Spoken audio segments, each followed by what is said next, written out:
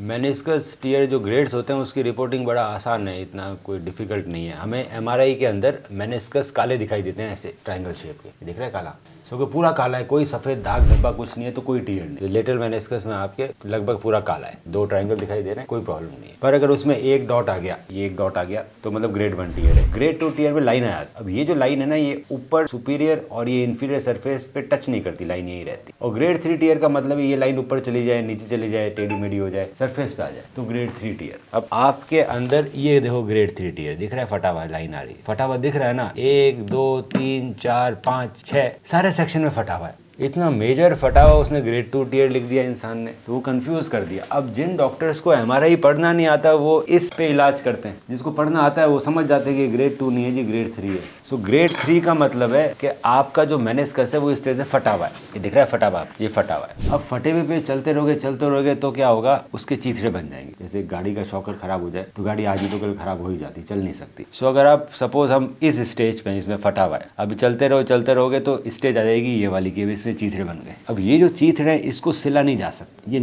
निकलेंगे तो फिर शॉकर चला गया तो फ्यूचर में नहीं रिप्लेस। सो मेनिस्कस टीयर के अंदर जब पहले दिन फटता है तो तकलीफ नहीं होती। क्यों नहीं होती, आप कुछ तो समझ ही सकते हैं ना। इसको फटे हुए कम से कम 4 साल हो गए होंगे 100%। ये एक दिन का फटा हुआ नहीं है, घिसा हुआ है, फटने के बाद इग्नोर किया गया, चलता रहा। सो ये क्या किया इसने, इसके कार्टिलेज को भी खराब कर दिया। देखो नीचे कार्टिलेज भी रफ दिख रहा है। तो सिम्टम बहुत बढ़ जाते हैं जब हम इस कंडीशन में आते हैं। जिसके जल्दी फटा हुआ होता है उसको तो सिम्टम नहीं होते। क्यों नहीं होते, जैसे फटा हुआ है पर ऊपर और नीचे का कार्टिलेज भी अच्छा है, मेनिस्कस फटा हुआ है, समझ में आता है हमें। सो आज आपको सिम्टम कम है क्योंकि फटी भी कम है चीज़, इस पर ही चलते रहोगे तो पूरा ही खराब हो जाए। तो सर्जरी तो ज़रूरी है, पर इसको सर्जरी नहीं बोलूँगा ना मैं। सर्जरी तो बड़ी सर्जरी होती है, हार्ट ट्रांसप्लांट, लीवर, ऐसे छिलना है तो चमड़ी पे टाँके लगाऊं या मेनिस्कस पे टाँका लगाऊं, लगाएं तो टाँका ही है ना, तो टाँके लगवाने हैं जी, सर्जरी नहीं है। पर वो टाँके मेरे को आपके घुटने को बिना खोले लगाने हैं दूरबीन से। सो इस तरह टाँके लगाए थे डॉक्टर, ये देखो लगा दिए टाँके। तो ये टाँके लगाएंगे, ये टाँके का कोई एज की ज़रूरत नहीं है मुझे। आपकी चमड़ी पे टाँके लगते हैं तो टाँके निकल जाते हैं ना, चमड़ी चिपकनी चाहिए। सो अगर मेनिस्कस पे टाँके लगाए सो मेनिस्कस चिपकना चाहिए। ये टाँके तो फट जाएंगे अगर नहीं चिपका तो। अगर आपका मेनिस्कस टीयर चिपका नहीं तो टाँके तो आज नहीं तो कल फट ही जाएंगे ना, कितना वजन झेलेंगे, काट देंगे ना मेनिस्कस को। तो मेनिस्कस से चिपकना जरूरी है। अब मेनिस्कस चिपकता कम है, क्यों? क्योंकि इसमें खून नहीं है। आपको दिख रहा है कहीं भी ब्लड सफेद पड़ा है, सारी इमेजेस सफेद, क्यों?